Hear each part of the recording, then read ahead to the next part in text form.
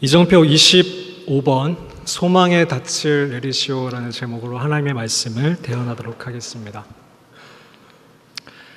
여러분, 오늘은 제가 기다림에 대해서 말씀을 드리고 싶습니다. 기다림, 소망. 근데 막연하게 저희가 기다리자, 무언가를 소망하자라는 것이 아니라 이 소망을 잘 하기 위해서, 인내하기 위해서, 기다리기 위해서는 결국 사랑이 먼저다라는 얘기를 해드리고 싶습니다. 기다림도 결국 사랑입니다. 소망도 결국 사랑입니다. 사랑하면 신뢰합니다.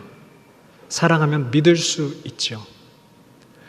다른 사람들이 세상이 저 사람을 믿지 못한다고 할지라도 내가 정말 저 사람을 사랑한다라면 세상이 뭐라고 하든지 저는 그 사람을 믿어줄 수 있습니다. 그리고 신뢰한다라면 그 사람과의 약속이 조금 더디게 이루어질지라도, 그 사람이 예정된 시간에 오지 않을지라도 그 사람을 신뢰하기에 기다릴 수 있습니다. 사랑하면 신뢰하고요, 사랑하면 소망하고 기다릴 수 있습니다. 기다림과 신뢰라는 것은 사랑의 속성 안에 들어있다라는 얘기를 말씀드리고 싶습니다. 고린도서 13장에 보면 사랑의 속성이 나오는데요. 사랑은 오래 참고, 사랑은 모든 것을 참으며, 사랑은 모든 것을 믿으며, 사랑은 모든 것을 바라며, 사랑은 모든 것을 견딘다라고 사랑의 속성을 얘기하고 있습니다. 사랑은 오래 참는다라는 것이죠. 사랑은 모든 것을 참는다라는 것입니다. 여러분, 무엇을 기다리고 계세요? 그리고 얼만큼 기다려 오셨습니까? 만약 내 기다림이 흔들리고 있다라면, 내가 이 기다림의 시간을 도망치고 싶다라면, 이제 그만두고 싶다라면, 이 기다림을 멈추고 싶다라면 어떻게든 내가 기다려야지 하는 그 다짐으로 되지 않는다라는 사실을 우리는 잘 알고 있습니다. 우리가 이 기다림을 끝까지 감내하기 위해서는 내가 정말 이 사람을 사랑하고 있는가를 돌아보아야 된다는 것입니다. 하나님께서는 우리들에게 믿음과 소망과 사랑에 대해서 말씀을 하실 때에 이것이 떨어져 있다라고 말씀하지 않으시고, 제가 적어도 성경을 읽을 때에는 이 믿음과 소망과 사랑이 연결되어 있다는 것을 발견하게 되었습니다. 하나님은 우리를 사랑하시고요, 하나님 우리를 신뢰하시고, 하나님 우리를 소망하십니다. 때문에 하나님은 우리를 그 사랑을 더욱 알게 하시기 위해서 믿음을 테스트하시고 또 소망을 테스트하십니다. 창세기 29장 20절에 이 사랑하면 기다릴 수 있다라는 것을 잘 보여주는 인물이 있는데 바로 야곱입니다. 야곱 잘 아시죠? 야곱이 외삼촌 라반의 집에 가서 많은 어려움을 겪습니다. 그럼에도 불구하고 이 야곱이 십몇 년을 이 삼촌 집에서 버티고 견뎌냈던 것은 단 한 가지 이유가 있었습니다. 그것은 바로 자기가 사랑하는 여인 라헬 때문이었습니다. 그 라헬을 얻기 위해서 이 야곱은 그 긴 시간을 견뎌냅니다. 인내합니다. 소망합니다. 그 구절을 잘 나타낸 구절이 창세기 29장 20절 말씀인데요. 같이 한번 읽어주십시오. 시작. 야곱이 라헬을 위하여 7년 동안 라반을 섬겼으나 그를 사랑하는 까닭에 7년을 며칠같이 여겼더라. 정말 로맨티스트 아닙니까? 한 여인을 얻기 위해서 7년을 며칠같이 여겼더라. 7년을 며칠같이 여겼더라. 여러분, 짝사랑을 해본 적 있으세요? 몇 년을 해보셨습니까? 저는 좀 부끄럽지만 6년까지 해봤습니다. 6년을 짝사랑을 했는데 그 시간이 며칠 같지는 않았지만 그렇게 길게 느껴지지 않았던 기억이 있습니다. 누군가를 사랑한다라면 기다릴 수 있습니다. 혹시 여기 계신 분들 중에 남자친구를 군대에 보냈다거나 아니면 해외에 교환학생을 보내는 분들이 계시다면 그 기다림이 힘들어지실 때 점검해야 될 것은 내가 정말 이 사람을 사랑하고 있는가이겠지요. 야곱은 정말 라헬을 사랑했기 때문에 7년이라는 시간을 며칠과 같이 여기며 인내했습니다. 견뎌냈습니다. 그리고 라헬을 얻어냈습니다. 사랑은 신뢰하는 것이고요. 사랑은 기다리는 것입니다. 믿으면 기다릴 수 있고 약속하면 그 믿는 사람과 약속을 한다라면 끝까지 인내하며 기다릴 수 있는 것이 결국 사랑인데요. 그렇다면 내가 하나님과의 그 약속이 흔들린다라면, 하나님과의 그 은혜를 기다리는 것이 힘들어진다라면, 우리가 지지난번에 계속 은혜에 대해서 얘기를 했었는데, 그 은혜를 받는 시간이 더뎌진다거나 아니면 하나님과의 그 약속의 시간이 느리게 느껴진다라면 우리는 다른 것을 점검하기보다는 하나님과의 사랑을 점검해야 된다라는 것입니다. 스스로 인내심을 쥐어짜내며 안간힘을 쓰거나 다른 사람에게 조언을 구하고 환경을 살펴보기보다는 내가 정말 하나님을 사랑하고 있는가? 만약에 내가 하나님을 사랑하기 때문에 이 약속이 이루어지지 않을지라도, 내가 하나님을 기다렸음에도 불구하고 이 약속이 이루어지지 않는다고 할지라도 나는 하나님이면 충분한가? 라는 것을 점검해 보아야 된다는 것입니다. 내가 기다리는 이 약속이 내가 원하는 때에 이루어지지 않을지라도 나는 하나님이면 충분한가라는 그것을 점검할 때에 우리는 하나님과의 약속을 끝까지 기다릴 수 있다라는 것이죠. 우리가 하나님을 사랑한다라고 하면서 하나님을 기다리지 못한다라는 것은 우리의 사랑에 대해서 점검해 볼 필요가 있다라는 것입니다. 하나님의 약속이 이루어지기까지 소망할 수 있어야 합니다. 내가 생각하는 때에 하나님이 나타나지 않으시더라도, 내가 원하는 때에 하나님의 약속이 성취되지 않더라도 우리는 하나님을 사랑함으로, 신뢰함으로 그분을 기다릴 수 있어야 합니다. 성경은 이것을 소망이라고 이야기를 합니다. 지금까지 이정표를 해오면서 제가 누누이 말씀드렸던 것은 하나님은 우리를 어떤 업무적인 관계로 부르시지 않았다라는 것입니다. 하나님은 우리를 사랑의 관계로 부르셨다라는 거죠. 하나님은 여러분과의 어떤 동력, 여러분을 어떤 선교로 이끄시기 위해서, 여러분 어떤 봉사의 자리로 이끄시기 위해서 여러분을 지으시고 여러분을 기다려주신 것이 아니다라는 것입니다. 하나님은 여러분과의 사랑의 관계를 위해서 여러분을 지으시고 이 자리에 두셨습니다. 그런데 여러분도 잘 아시겠지만 우리가 정말 사랑에 대해서 얘기를 할 때 내 안에 사랑이 없다라는 것을 여러분 잘 아실 것입니다. 저도 아내를 사랑하면서 결혼을 했고 제 아이를 사랑하지만 어떤 때는 잘 보면 제 안에 정말 사랑이 없다라는 것을 발견하면서 좌절될 때가 있습니다. 하나님이 보여주시는 그 사랑, 그 완전한 사랑과 비교했을 때 저에게는 정말 사랑이 없다라는 것을 발견하게 됩니다. 그런데 하나님은 어떤 분이시죠? 하나님은 사랑이십니다. 하나님은 사랑 그 자체이십니다. 하나님께서는 우리를 그 사랑의 관계로 이끄시면서 우리에게 그 사랑에 대해서 알려주고 싶어 하십니다. 사랑이 없는 우리에게, 사랑을 모르는 우리에게 사랑이 무엇인지를 알려주고 싶어 하십니다.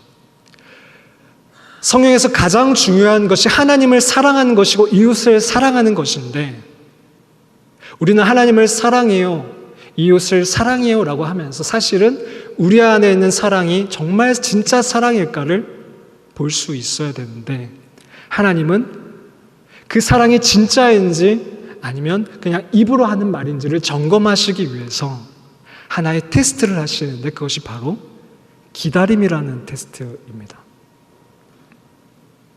앞에서 말씀드렸듯이 이 기다림이라는 시간을 우리가 잘 견뎌내지 못할 때에는 사랑은 곧 기다림이기 때문에 우리가 누군가를, 하나님을, 어떤 사람을 잘 기다리지 못한다고 할 때에는 그 사랑이 진짜인지 아닌지 구별될 수 있다는 것이죠. 성경에도 많은 사람들이 이 기다림이라는 테스트를 통해서 정말 하나님을 사랑하고 있는가, 사랑하지 않고 있는가, 하나님만을 사랑하고 있는가 아니면 다른 것도 사랑하고 있는가를 테스트 받았습니다. 모세만 하더라도 40년을 기다려야 했고요. 요셉도 꿈을 꾸고 나서 13년이라는 시간을 기다려야 했습니다. 다윗도 기름 부음을 받고 나서 왕위에 오르기까지 10몇 년간을 기다려야 했습니다. 바울도 다메섹 도상에서 예수님을 만났지만 첫 전도여행을 떠나기까지 10년을 넘는 시간 동안 인내하며 기다려야 했습니다. 그런데 우리는 되게 조급하죠. 하나님이 약속하시면, 하나님이 이 강단에서 어떤 말씀을 하시면 그것이 반드시 지금 당장 이루어져야 된다라고 생각할 때가 많습니다. 내가 생각하는 때에 그것이 이루어지지 않으면 그것은 하나님의 약속이 이루어지지 않는다라고 생각을 할 때도 있습니다. 하나님의 말씀이 아니다라고 생각할 때도 있습니다. 내가 잘못 들었나 싶을 때도 있습니다. 그런데 여러분이 정말 하나님으로 충분하시다면, 하나님만을 사랑하신다라면 하나님의 약속이 여러분의 때, 여러분이 생각하는 그때에 이루어지지 않더라도 기다릴 수 있어야 합니다. 기다림이 곧 사랑이기 때문입니다. 기다림을 통해서 우리는 사랑이 분별될 수 있기 때문입니다. 내가 정말 하나님을 기다릴 수 있는가? 하나님의 때에, 하나님의 방법으로 하나님의 약속이 이루어지는 것을 내가 기다릴 수 있는가를 보셔야 합니다. 그것이 하나님을 정말 내가 사랑하고 있는가에 대한 테스트라는 것입니다.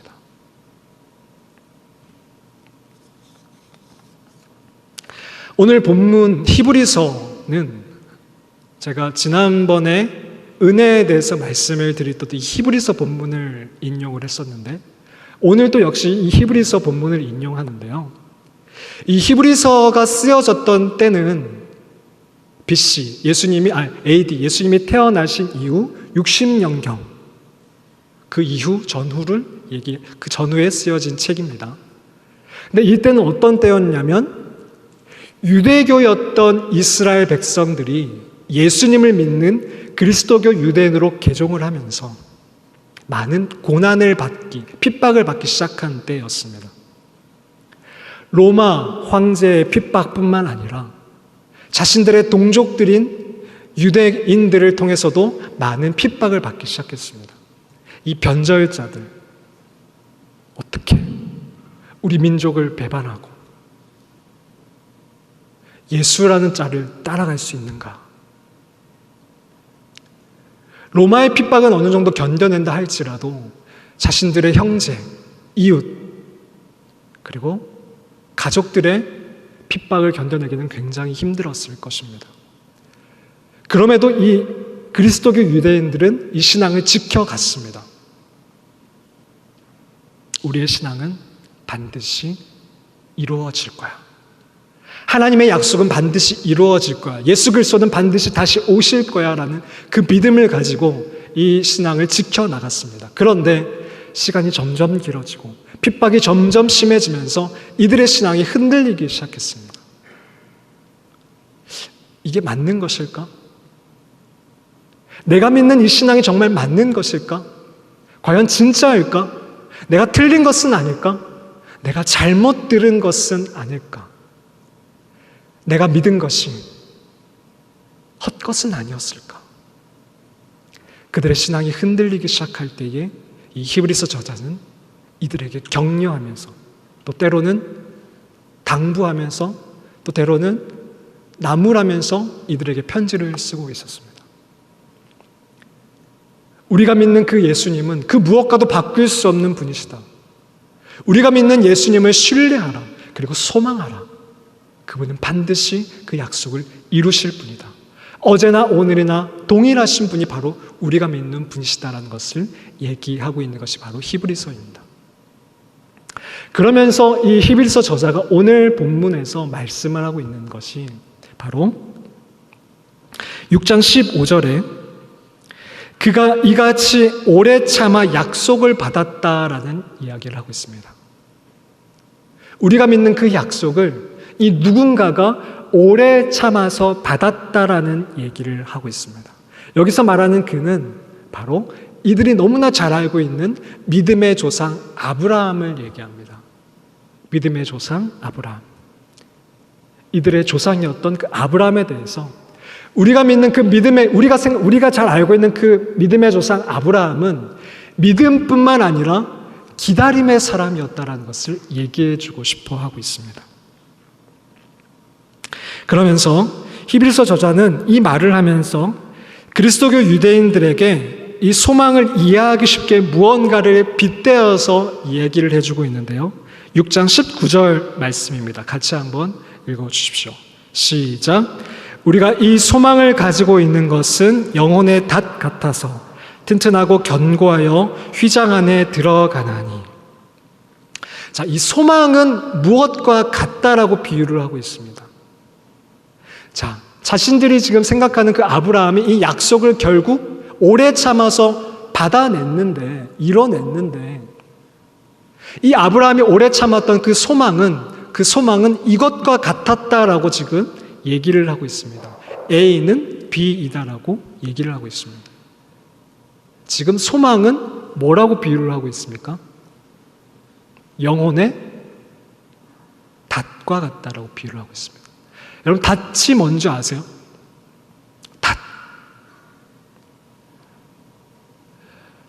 닷은 그 배가 항구에 정박했을 때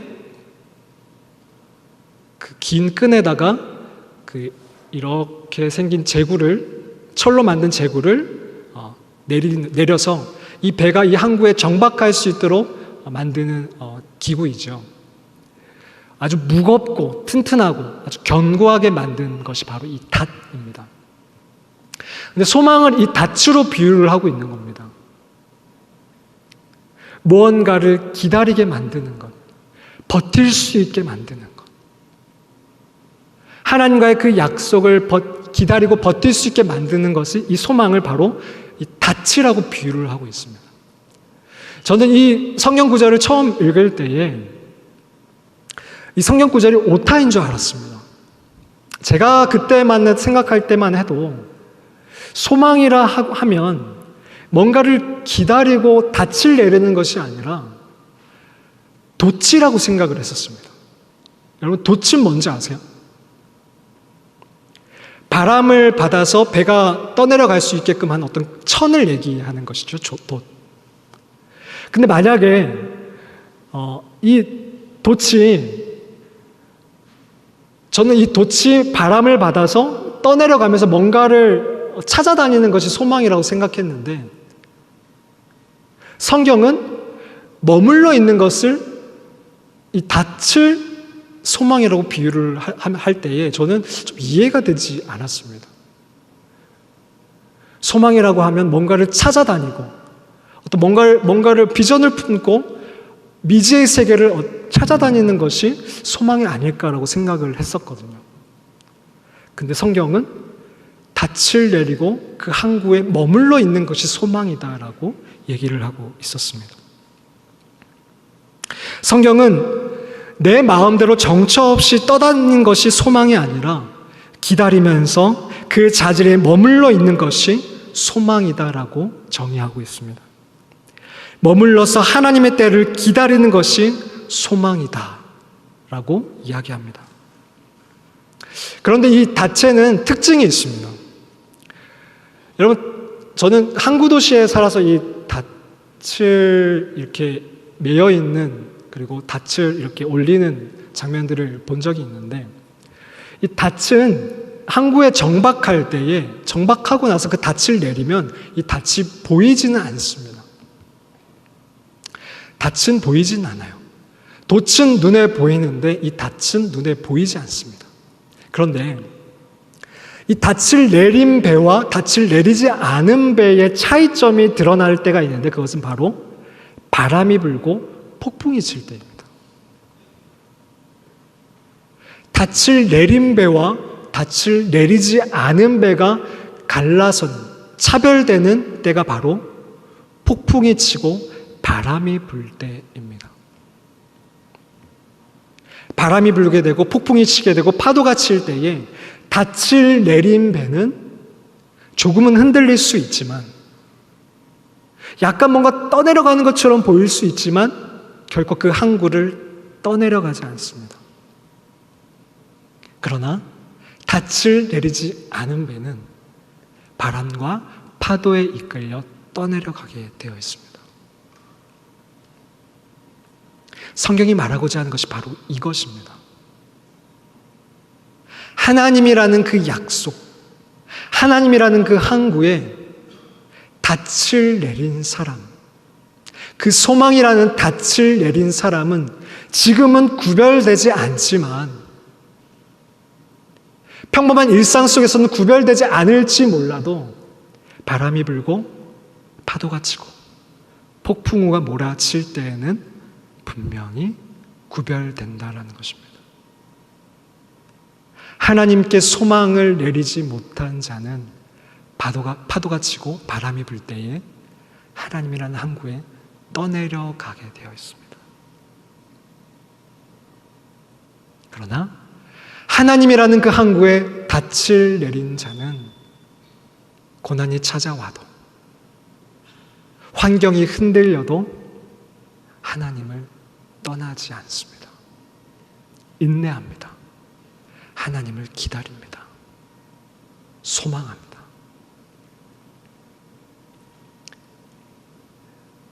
이 그리스도교 유대인들에게 이 저자는 이 얘기를 하고 싶었던 겁니다. 우리 하나님께 소망의 닻을 내리자. 파도가 치고 바람이 불고 있는 이때에 우리 하나님께 소망의 닻을 내리자. 하나님의 때에, 하나님의 약속이 이루어질 그때에 우리 돛을 올리고 항해할 그때를 기다리면서 우리 지금은 인내하자라고 얘기를 하고 있습니다. 그런데 이 하나님의 항구에 소망의 닻을 내리는 이 기준은 어디에 있을까요? 하나님이라는 항구에 소망의 닻을 내리는 기준, 그냥 마냥 잘 될 거야, 좋은 일이 생길 거야, 쨍하고 해뜰 날이 돌아올 거라고 그냥 막연하게 좋은 일이 생길 거라는 희망을 갖는 것이 소망일까요? 그거는 세상 사람들도 누구나 할 수 있는 일이잖아요. 막연하게 잘 될 거야. 올해는 지금 되게 힘들지만 내년에는 좋은 일이 일어날 거야. 근데 우리 송구 영신 예배마다 되게 그렇게 다짐하잖아요. 올해는 뭔가 좋은 일이 생길 거야. 작년과는 다를 거야. 그 소망의 닻을 내리는 기준이 어디에 있냐라는 겁니다. 성경은 이 소망의 닻을 내리는 기준을 바로 하나님의 말씀에 두라고 얘기하고 있습니다. 내가 임의대로 하나님 이 때에 이 일을 이루어 주십시오. 잘 될 겁니다. 지금은 미약하지만 나중엔 창대할 겁니다 라고 스스로 다짐하라는 것이 아니라 하나님께서 무엇이라고 말씀하시는지, 하나님의 약속이 무엇인지 거기에 중심을 두고 거기에 기준을 들고 소망의 닻을 내리라고 얘기하고 있습니다.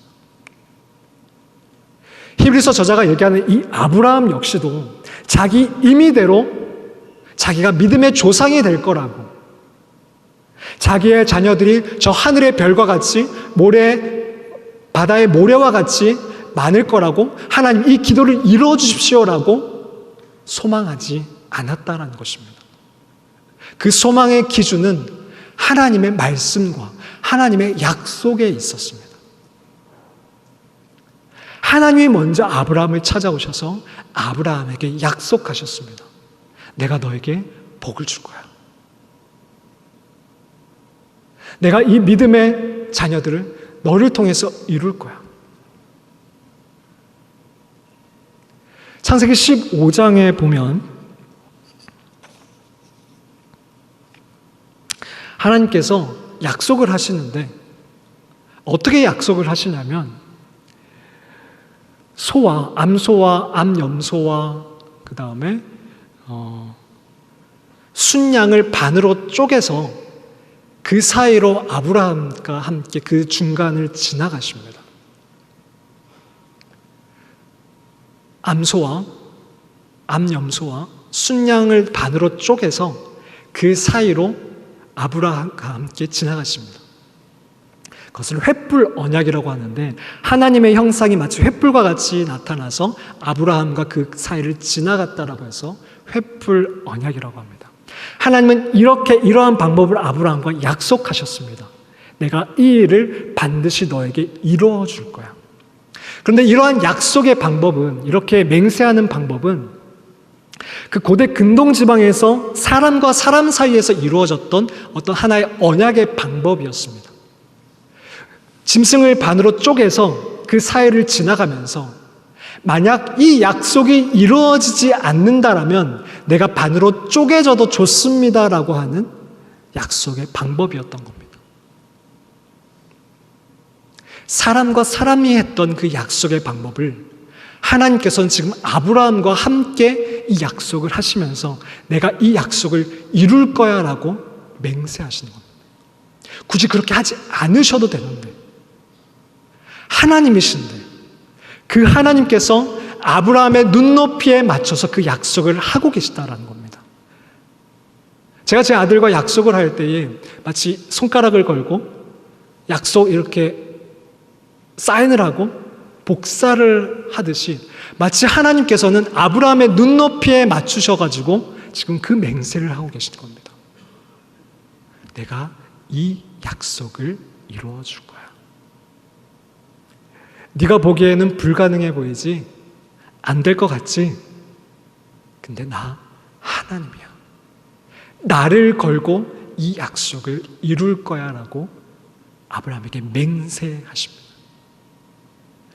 히브리서 6장 13절 14절 말씀에 이것에 대해서 얘기를 하고 있는데요. 같이 한번 읽어주십시오. 시작. 하나님이 아브라함에게 약속하실 때에 가리켜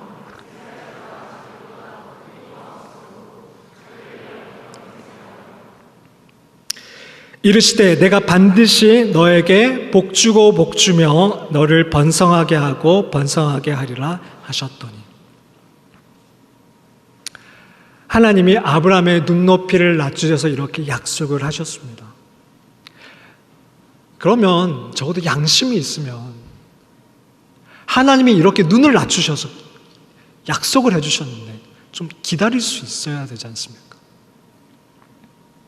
그런데 창세기 15장에서 아브라함은 이 약속을 했음에도 불구하고 창세기 16장에 가서 이 약속을 깨버립니다. 히브리서에 보면 이 히브리서 저자가 그리스도교 유대인들에게 우리 믿음의 조상 아브라함은 이렇게 오래 참아서 이 약속을 얻어냈어라고 얘기를 하고 있지만 사실 창세기에서 보면 아브라함은 이 약속을 마치 소망의 사람인 것처럼 믿음의 사람인 것처럼 단 한 번의 실수도 없이 그 약속을 받아냈던 것이 아니라는 얘기입니다. 아브라함은 넘어집니다. 실수합니다. 하나님을 기다리지 못할 때가 있었습니다. 창세기 16장에 넘어가서 아브라함은 하나님의 때를 기다리지 못하고 어떻게 자식을 낳게 되죠? 몸종 하갈을 통해서 자녀를 낳게 됩니다. 이게 왜 잘못됐냐면 이 당시 고대 근동 지방에 함무라비 법전이라는 법전이 있었습니다. 이 법전에 아들을 낳지 못할 때에 몸종을 통해서 자녀를 낳을 수 있다라는 법이 있었습니다. 그러니까 세상 모든 사람들이 통용되던 어떤 하나의 법이었습니다. 그런데 하나님과의 아브라함은 그런 약속을 한 것이 아니었습니다. 세상의 법을 따르기로 한 것이 아니라 하나님께서 이 아브라함이 75세였음에도 불구하고 아내 사라가 경수가 끊어졌음에도 불구하고 하나님의 때를 기다려 그 아들을 낳기까지 기다리라라고 아브라함과 하나님은 약속을 했었습니다. 근데 아브라함은 그 약속을 기다리지 못했다라는 것입니다. 그리고 세상이 말하는 대로, 누구나 다 하는 대로, 그 방법대로 자식을 낳고자 시도했다라는 겁니다. 우리의 모습이죠. 하나님의 방법, 하나님의 식대로 하는 것이 시간이 오래 걸리고 잘 되어지지 않는 것 같고 불가능한 것 같고 나만 바보인 것 같고 사람들은 다 그렇게 하는데 나만 이렇게 하는 게, 기다리고 있는 게 이상한 것 같을 때에 우리는 세상의 방법을 기웃거리기 시작합니다. 다른 사람은 어떻게 하나? 세상은 어떻게 하나? 그래, 나만 이럴 필요가 있을까? 다들 저렇게 하는데 라고 하면서 그 방법을 따라간다라는 거예요. 근데 이것은 분명히 하나님을 기다리지 못한, 하나님과의 약속을 어긴 아브라함의 실수였습니다. 근데 사실 저는 이 부분을 읽으면서 위로를 받았습니다. 저 역시도 하나님의 그 기다림 속에 있을 때에 넘어지고 하나님을 기다리지 못할 때가 있고, 나 하나님의 성도인데, 목회자인데 왜 이렇게밖에 못할까 싶을 때가 있거든요. 근데 이 아브라함을 보면서 아브라함도 단숨에 그렇게 소망의 사람이 아니었구나, 하나님을 계속해서 기다리기만 했던 것은 아니구나 라는 것을 보면서 위로함을 받게 되었습니다. 근데 더 큰 위로함을 받았던 것은 뭐냐면 16장에서 하나님을 기다리지 못하고 실수했던 이 아브라함을 넘어서서 창세기 17장에 가서 하나님께서 이 약속을 어기고 하나님을 기다리지 못한 아브라함을 다시 찾아오신다는 겁니다. 마치 아무 일이 없었던 것처럼 13년이라는 시간을 하나님이 기다리신 이후에 아브라함을 다시 찾아오십니다. 그리고 아브라함에게 다시 말씀하십니다. 마치 아무 일이 없었던 것처럼 아브라함을 책망하시거나 너 왜 그렇게밖에 못했어? 라고 하지 않으시고 아브라함에게 그 언약을 다시금 기억하게 하십니다. 창세기 17장 4절 말씀을 같이 한번 읽어주십시오. 시작. 보라, 내 언약이 너와 함께 있으니 너는 여러 민족의 아버지가 될지라.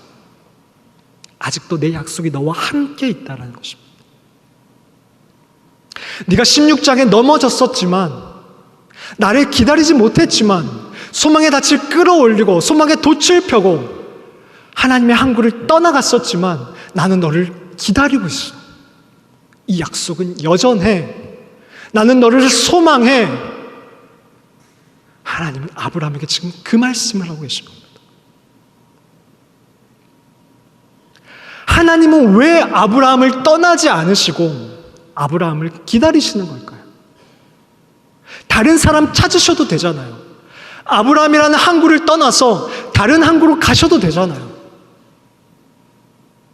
더 괜찮은 사람, 더 젊은 사람, 더 믿음 좋고 더 소망할 수 있는 사람을 찾아가셔서 하나님의 약속을 하셔도 되잖아요. 근데 하나님은 13년을 기다리신 다음에 다시금 찾아오셔서 아브라함에게 이 약속 여전해 라고 말씀하십니다. 왜요? 왜 그럴까요? 왜 하나님은 아브라함을 소망하실까요?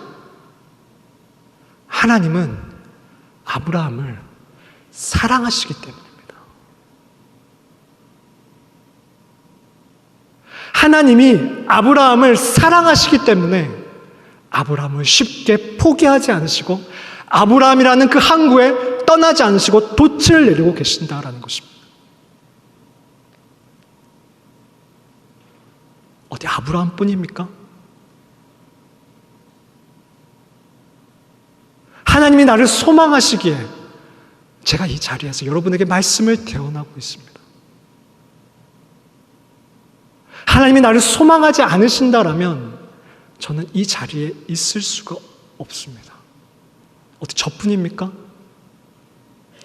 하나님이 여러분을 기다려주시지 않는다라면, 여러분을 소망하지 않으신다라면 우리는 이 자리에서 하나님을 예배할 수 있습니까? 하나님이 여러분을 기다리시는 이유는, 하나님이 여러분의 그 항구를 떠나지 않으시고 소망하시는 이유는 여러분을 여전히 사랑하고 계시기 때문이라는 것입니다.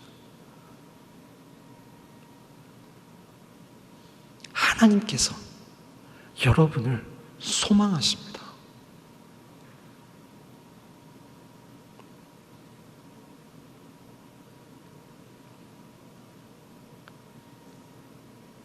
작년에 우리 참 많은 은혜를 받았거든요. 여름 수련회 때.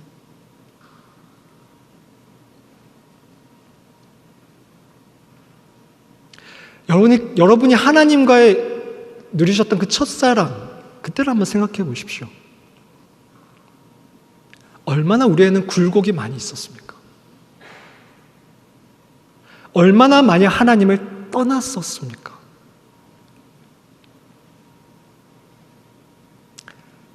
근데 하나님은 오늘 또 말씀하시네요. 내가 너를 기다리고 있다라고. 내가 너를 소망한다고. 아무 일도 없었던 것처럼.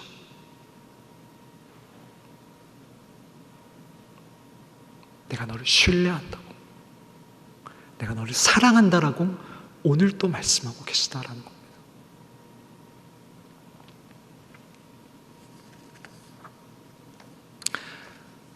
저는 소망이 하나 있습니다. 참 많이 얘기를 하고 다니는데요. 어떤 때는 이 소망에 대해서 얘기할 때, 저의 소망에 대해서 얘기할 때 멈칫멈칫할 때가 있습니다. 왜냐하면 별로 가능성이 없어 보이거든요. 아브라함이 75세 때에, 99세 때에 하나님이 찾아오셔서 내가 너에게 믿음의 조상이 되게 할 거야. 너에게 수많은 자녀들을 허락할 거야. 마치 그 약속처럼 제가 볼 때는 그만큼 이것이 과연 이루어질까 싶은 약속이거든요.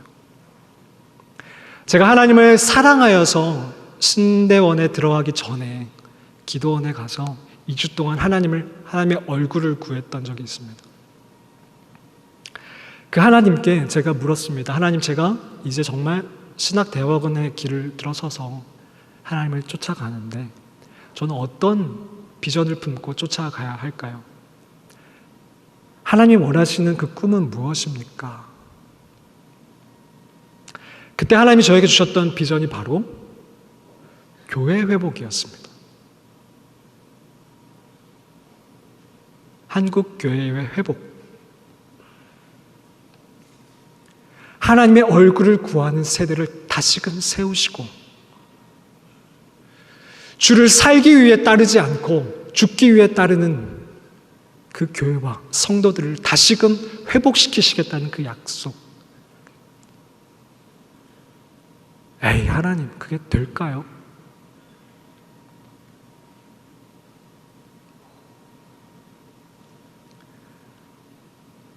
현실을 볼 때 갈수록 그 일이 불가능해 보입니다.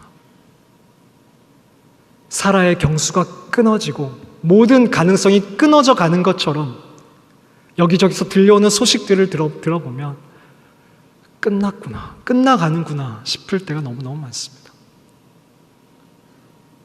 근데 하나님은 제가 낙심해서 이 길을 떠나고 싶을 때에 다시금 저에게 확인시켜 주시는 그 약속이 바로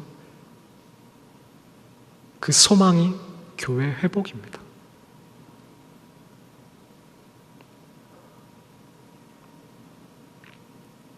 저는 그래서 1년 동안 여러분에게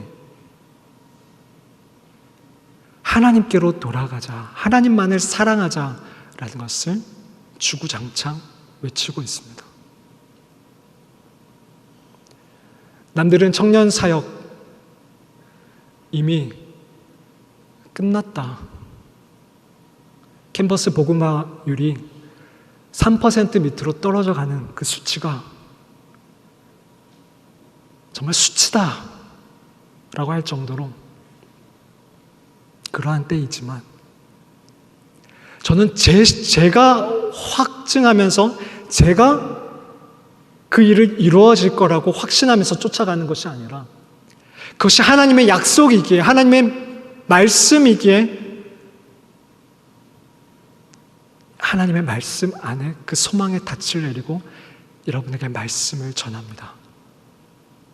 그리고 아브라함이 야곱을 낳고 아브라함이 그 이후에 많은 자손들을 보고 죽은 것은 아니지만 이삭을 낳았을 때에 그 가능성을 본 것처럼 저는 적어도 여기에 모이는 600명, 700명의 엑스브리치, 오브에베에 모이는 우리가 하나님의 얼굴을 구하는 그 세대로 돌이킬 때, 역류할 때에 그 가능성이 반드시 보여질 것이다. 우리를 통해서 한국교회가 물들여져 갈 것이라는 그 소망을 품고 기도하고 말씀을 전합니다. 제가 지난주 발리를 다녀왔습니다. 인도네시아. 그 땅에는 이슬람이 90% 이상이라고 사람들이 얘기합니다. 근데 그 땅에서 30년 동안 선교를 하신 선교사님이 강의를 하실 때 이런 얘기를 하셨습니다.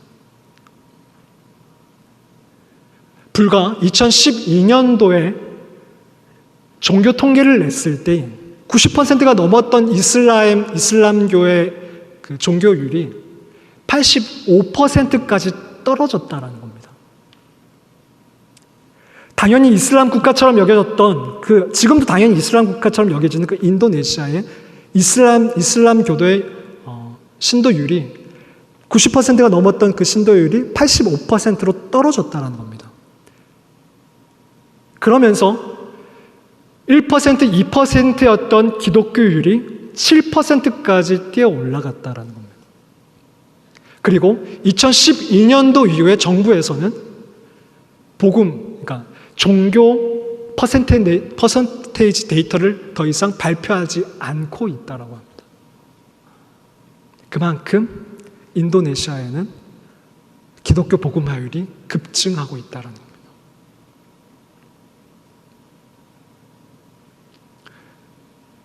누가 그 인도네시아 이슬람 땅에 기독교인들이 그렇게 급증할 것이라고 믿고 그 땅을 밟았겠습니까? 그 땅을 밟는 선교사들이 과연 이 일이 이루어질까라는 것을 눈에 보이는 증거가 있어서 그 땅을 밟았겠냐는 것입니다. 하나님의 말씀이니까, 하나님의 약속이니까 그 약속 믿고 그 말씀 믿고 그 땅을 밟고 그저 순종해 나갈 때에 하나님께서 하나님의 선교를 이루어가고 계시다라는 겁니다. 여러분, 무엇을 소망하고 계십니까?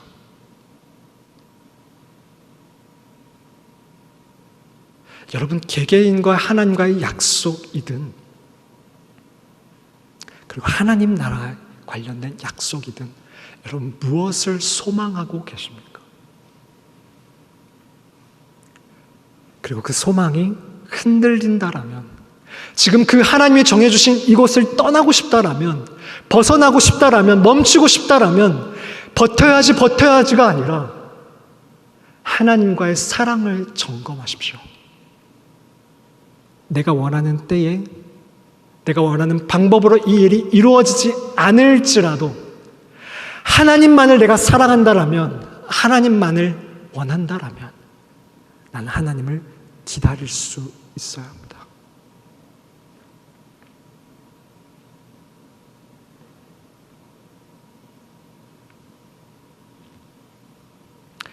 환경이 닫히고 경수가 끊어지더라도 소망하십시오. 여러분에게 하나님이 말씀하셨다라면, 하나님의 말씀이라면, 약속이라면 끝까지 소망하십시오. 소망의 닻을 내린 사람과 소망의 닻을 올린 사람은 분명히 차이가 나게 되어 있습니다. 여러분, 이번 수련회에 오셨으면 좋겠습니다. 누구를 위해서도 아니고 여러분과 그 하나님의 사랑을 점검하기 위해서라도 꼭 그 기도원을 밟으셨으면 좋겠습니다. 정말 여러분이 누군가를 사랑한다라면 멀리라도 찾아가잖아요.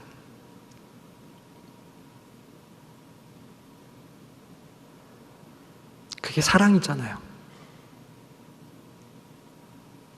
여기서도 하나님을 찾을 수 있지만, 저는 우리 오부 예배가 수련회 저녁 집회와 같은 그런 예배가 되기를 계속 꿈꾸고 기도하고 있지만, 그것은 정말 수련회 저녁 집회잖아요.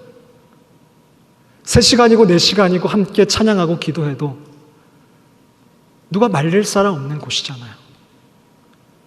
우리 그곳에서 하나님만을 구하는, 하나님의 얼굴을 구하는 예배를 한번 드려봅시다. 그리고 어떤 일이 일어나는지 한번 보자는 겁니다. 기도해 주십시오. 정말 우리 엑스브리지가 하나님께로 역류하는, 회복되는, 교회 회복의, 한국교회 회복의 전초기지가 되는 그런 예배가 되기를, 그리고 또 그런 수련회가 되기를 같이 기도해 주십시오. 오늘의 이정표였습니다. 같이 기도하실까요? 이 시간 우리 먼저 같이 기도했으면 좋겠습니다. 나는 무엇을 소망하고 있는가? 나는 무엇을 기다리고 있는가? 나는 왜 이렇게 하나님을 떠나려고 하고 있는가? 하나님을 기다리지 못하고 있는가? 그렇다면 내가 하나님을 사랑하고 있는지를 점검해 보십시오. 하나님 사랑해요, 하나님 사랑해요 하고 있는 그 사랑이 정말 값없는 사랑인지, 꼬리표가 달리고 대가가 달린 사랑인지, 내가 원하는 때에 내가 원하는 그 소망과 소원이 이루어져야만 사랑이 되어지는 그런 사랑인지 우리 한번 점검해 봅시다. 이 시간 우리 같이 기도합시다.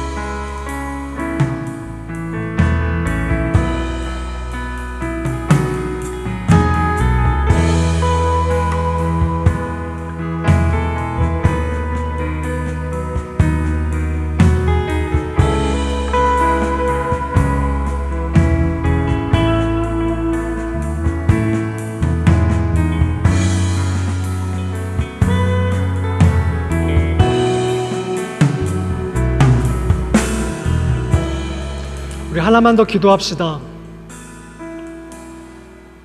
나의 소망뿐만 아니라 하나님의 소망이 이루어지기를 우리 같이 좀 기도합시다.